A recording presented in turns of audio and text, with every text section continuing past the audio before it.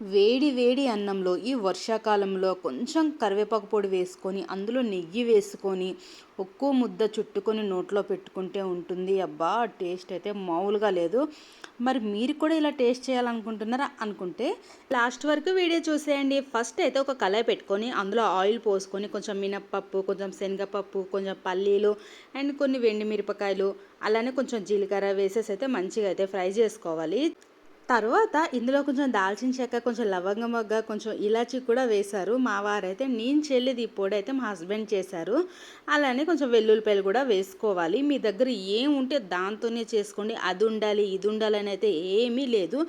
ఇవన్నీ అయితే ఫ్రై అయిపోయాక మనమైతే ముందు రోజే ఏం చేయాలంటే కరివేపాకు అనేది వాటర్లో వాష్ చేసుకొని ఆరబెట్టుకోవాలి ఫ్యాన్ కింద. దాంట్లో ఉన్న తడంతా పోయిన తర్వాత అప్పుడు ఇవన్నీ ఫ్రై అయిపోయిన దాంట్లో అయితే కరివేపాకు వేసుకొని కరివేపాకు సిమ్లో పెట్టుకొని అయితే ఫ్రై చేసుకోవాలి.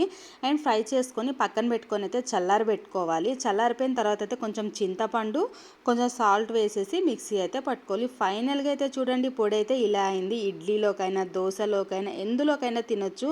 హెల్త్కి మంచిది, మెయిన్ మన హెయిర్కి కూడా చాలా మంచిది కదా.